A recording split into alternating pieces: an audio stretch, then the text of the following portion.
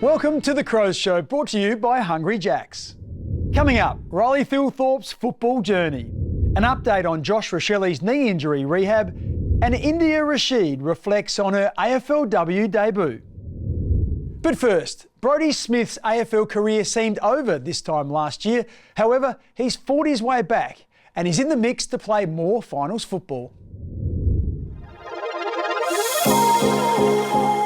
It's certainly been a different season for me. I guess, you know, throughout my career I've sort of been in the 22 all the way through, and that obviously didn't finish the year that way last year and was pretty disappointed with my season, and from a personal aspect and a team performance as well, we finished right down the ladder and found myself playing SNFL footy at the end of the year. So if I was to rank all my seasons, clearly the knee injury and the timing of that was as bad as it gets. But yeah, last year I found myself in a pretty bad place with footy, to be honest. It was really difficult and was just low on confidence and pretty disappointed in the way we were going and the way I was going, and that sort of just snowballed throughout the year. And as I said, I spent the last month and a bit playing SNFL footy and watching the boys on TV. So yeah, as bad as that was and as flat as I was at the end of last year, it was sort of a moment where I could sit back and go, well, is this it? Am I not ever going to play AFL footy again, or can I put my head down and really have a strong 2025? I was certainly a bit of pride. As I said, it was, I guess, at the end of last year, it could have gone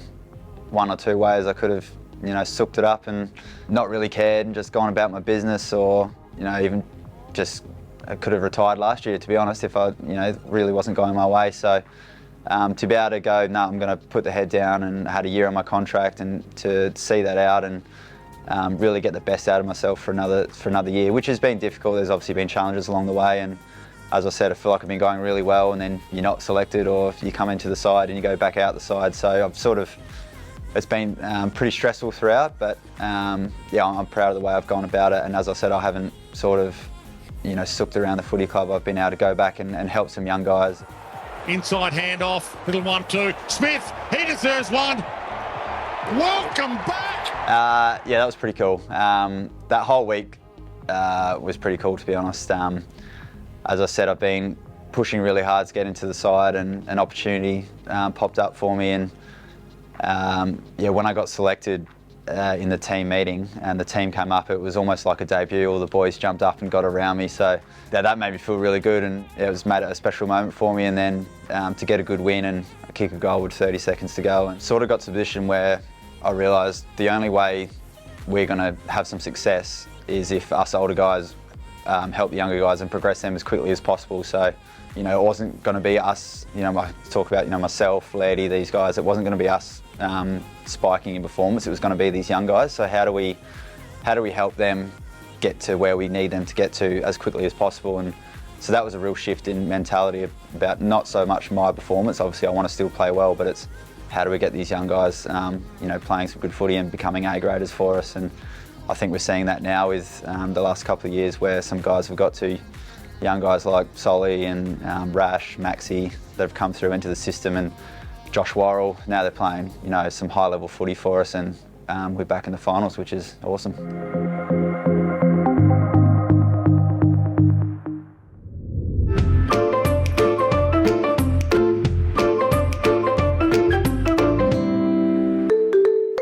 Wow, what a treat.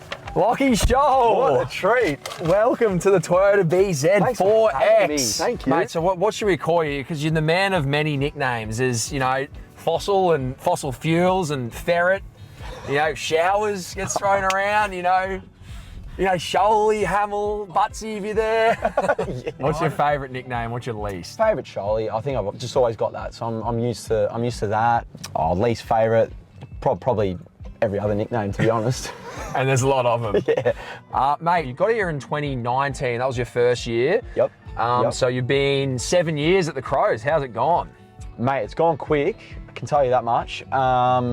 I've loved it. It's changed a lot in terms of the actual facility itself. Like just a lot's changed. Obviously, it's always been heaps of fun. Great place to be. Yep.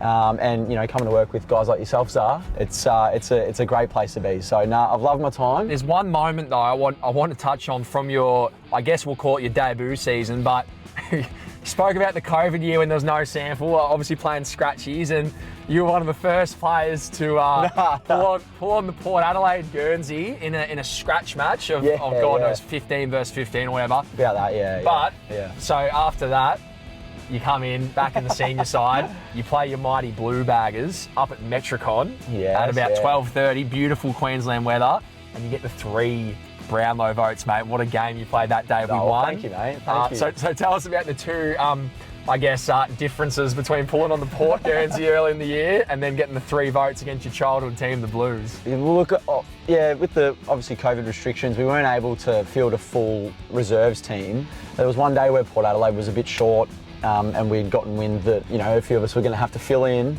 And I happened to be first cab off the rank, so I think there's there was rumours going around about who the first cab off the rank was. There was a bit of talk. There was a bit of talk amongst the change room. Obviously, a little bit disappointed to get the nod first, but I suppose fast forward. I'm not sure how long it was between these 2 games, I suppose, but but it was first game against Carlton. Grew up supporting them, so it was a bit of a cool day in itself that I got the chance to play against the sort of guys that I'd watched growing up, and absolutely. I suppose to win and also play a bit of a role on that day was it was really special. Yeah. What a role it was, mate. 3 Brownlow votes isn't a role, mate. It's dominating. You kicked a few nice little goals, nice snaps. Thanks, off mate. the wing. It was great. Charlie, thanks so much, mate. That was awesome. Appreciate it. Thank you, mate. That was brilliant.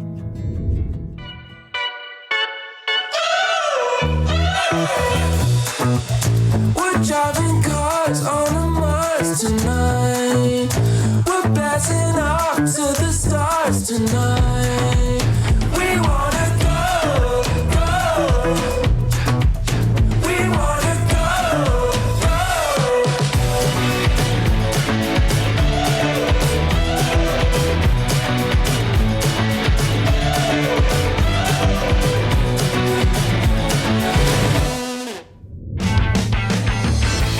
The Toyota all-electric BZ4X. Heaps of room in the boot, easy and quick to charge, plug in and you're done. Packed with safety features, it keeps an eye out for you. Smooth, quiet, effortless to drive, the Toyota all-electric BZ4X. Visit a dealership for an extended test drive.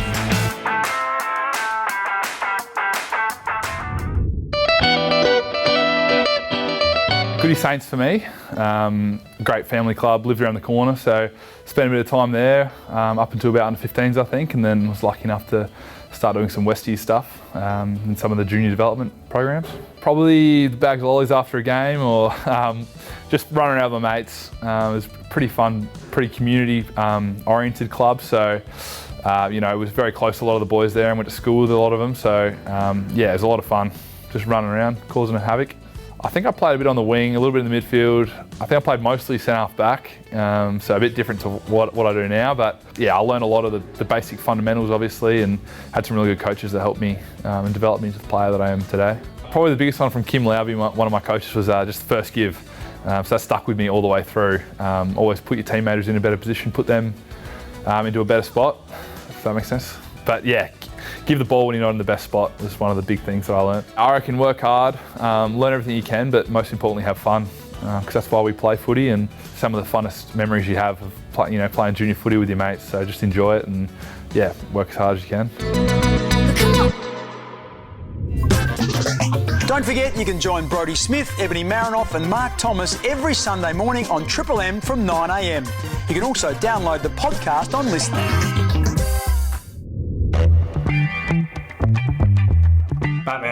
Superman. Jack from The Incredibles. Spider-Man. Batman. I loved Spider-Man when I was younger. Mum had to make me stop wearing the costume around everywhere. Spider-Man. Iron Man. Growing up, I had the Batman outfit, so probably Batman. Spider-Man. Batman. The Power Rangers. Matt Crouch. Spider-Man. I'd love to be able to grip onto things and climb up on buildings. I'll go with Batman. Favourite superhero? I'm a massive Batman fan. Is Iron Man. Iron Man. Spider-Man. Batman. I'll go Mr. Incredible. Probably Iron Man. Spider-Man. Spider-Man. Superman. It'd have to be Spider-Man. So no, Spider-Man's pretty cool. Definitely Spider-Man. Love Spider-Man as a youngster. The Flash. Captain America. Groot. Guardians of the Galaxy. Spider-Man. Batman. I go Superman. The Flash. Definitely the Flash. Mine's probably Batman. Batman. Iron Man. I never really got into it too much. I'll just go with Spider-Man. Superman. Spider-Man. Batman. Well, now it's time for the 7 News Distant Replay. Now, let's take a look back at how 7 News covered major moments in Crows history. Just in the nicks of time. With chairman, board members and senior players watching on, Nick's era at Westlakes officially began. When an opportunity like this comes up to work with this playing group, I just had to embrace it. Probably the major thing was how rounded he was as a coach. So whether that's how he sees the game, his ability to develop relationships, strong leadership, characteristics. The unanimous choice of the club's selection panel, Nick's appointment was ratified by the board late last night. But what lies ahead is daunting, with a now young playing group desperately in need of some love. That's the goal for us, I think, is to bring the family back together and that we've all got each other's backs. The results will look after themselves, and so I wouldn't put any limit on where we can finish. Mending fractured relationships also high on Nick's agenda. We put ourselves second and put teammates first, as well as colleagues. That's the style of coach I am. Adelaide's still searching for a senior assistant and head of football after the departures of Brett Burton and Scott Camporelli. And Nick says keeping stars Brad and Matt Crouch is crucial. You want to keep good people, you want to keep good players around the organisation. So, time to get to work. Don't forget, 7 News is your home ground for everything AFL.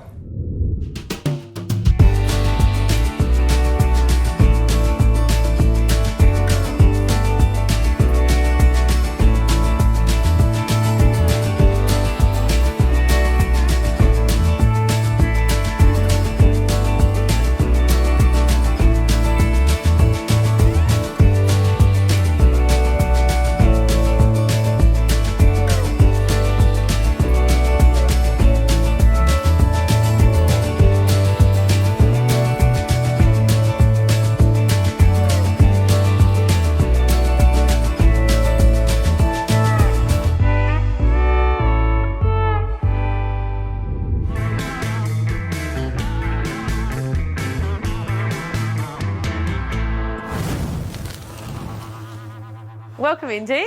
Thank Talk you. us through life as a Crow. Yeah, it's been good. Bit of a whirlwind start, obviously. I've been kind of hoping and dreaming of that for the best part of sort of 3 years, watching all my friends come through the program and then make their debut. So yeah, it was really cool. Obviously, would rather get the win, but yeah, it was really special for me. She's a good ball user.